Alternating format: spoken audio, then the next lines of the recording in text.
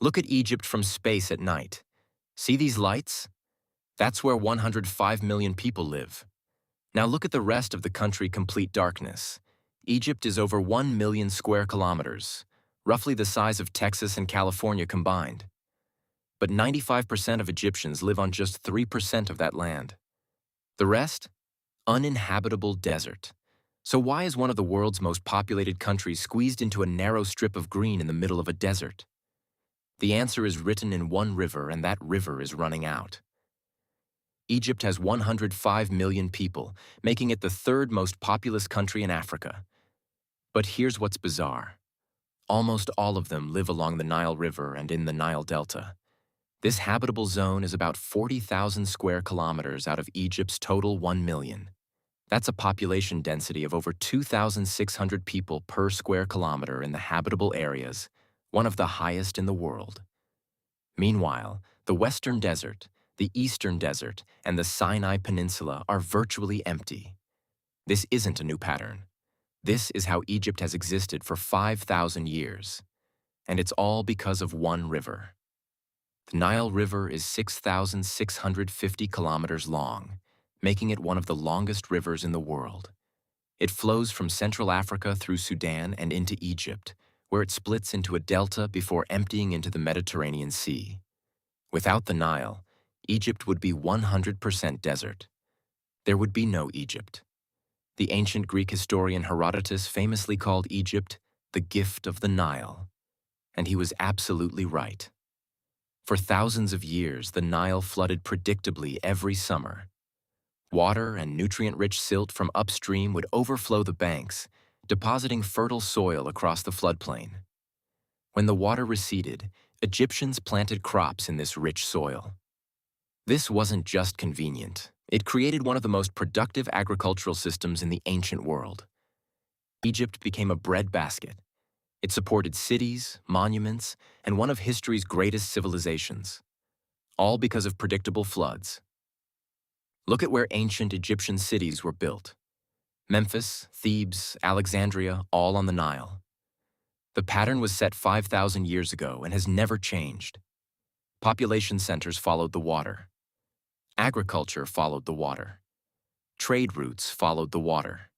Even today, if you look at a population density map, it's almost identical to ancient settlement patterns. Cairo sits roughly where Memphis was. Luxor is where Thebes was. The geography hasn't changed, so neither has where people live. Now let's look at why the rest of Egypt is empty. To the west is the western desert part of the Sahara, one of the driest places on Earth. Annual rainfall? Less than 25 millimeters in most areas. Some regions get zero rain for years. To the east is the eastern desert and the Sinai Peninsula rocky, mountainous, and equally dry. These aren't sandy deserts like in movies. They're harsh, lifeless landscapes with extreme temperatures minus 50 degrees Celsius in summer, freezing at night in winter. There are a few oases in the western desert where underground aquifers reach the surface. Siwa Oasis, Karga Oasis, Dakhla Oasis. These support small populations, maybe a few thousand people each. But they're isolated, and the aquifers are ancient groundwater that isn't being replenished. Outside these tiny spots, nothing. No water means no agriculture. No agriculture means no permanent settlement. It's simple geography. The Egyptian government has tried repeatedly to expand into the desert. In the 1950s, Nasser proposed massive desert reclamation projects. In the 1990s, the New Valley Project aimed to create new cities in the western desert using underground water. Some succeeded partially. Cities like New Cairo and 6th of October City were built in the desert near Cairo. They house over 1 million people combined. But here's the catch. They still depend entirely on Nile water pumped from the river or from aquifers. Desert development is expensive. You need to drill for deep groundwater or pump from the Nile, build extensive irrigation systems, import all building materials, provide constant electricity for cooling, create entire infrastructure from scratch. It costs 3 to 5 times more to develop desert land than to build in the existing urban areas. So even with government subsidies, most Egyptians choose to stay near the Nile where infrastructure already exists. Here's where Egypt's geography becomes a crisis. Egypt's population was 20 million in 1950. It's 105 million today. By 2050, projections suggest 160 to 190 million. But the amount of habitable land hasn't grown. In fact, it's shrinking. Urban sprawl is consuming the Nile Delta's agricultural land. Cairo is expanding over some of the most fertile farmland in the country. Egypt is adding roughly 2 million people per year. Where will they live? Where will they grow food? Egypt loses about 30,000 acres of agricultural land per year to urbanization. That's land needed to feed the growing population. The country already imports about 60% of its food, including over half its wheat. The more people there are, the more they build on farmland. The more farmland they lose, the more food they must import. It's an unsustainable cycle driven by geography. There's simply nowhere else to expand. And now, Egypt's geographic vulnerability is getting worse. The Nile flows through 11 countries before reaching Egypt. For decades, Egypt depended on treaties that guaranteed it a large share of Nile water. But upstream countries are developing. Ethiopia built the Grand Ethiopian Renaissance Dam, one of Africa's largest dams on the Blue Nile.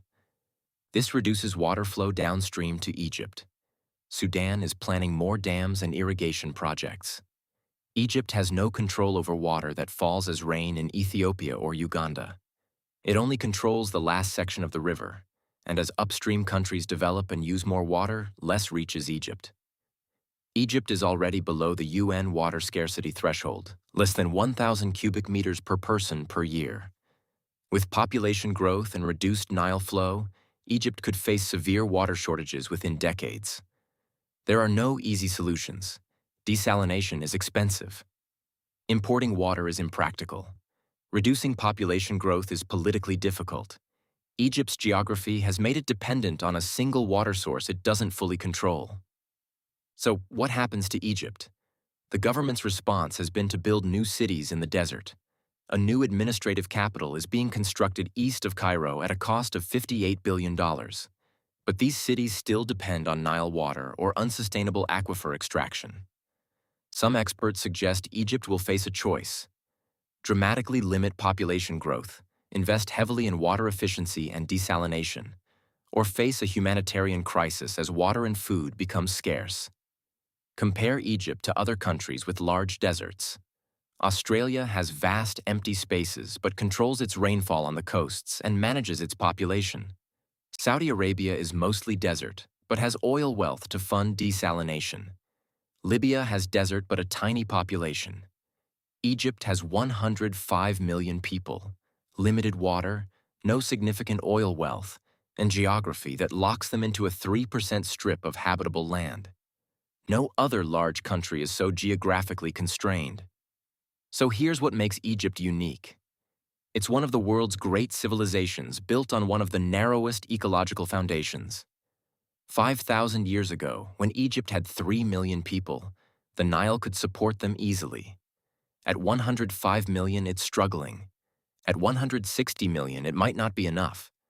Geography made Egypt. The Nile created one of history's greatest civilizations. But that same geography-total dependence on one river flowing through 10 other countries might now be Egypt's greatest vulnerability. 95% of Egyptians live on 3% of the land because that's where the water is. And when water becomes scarce, geography stops being a gift and becomes a cage.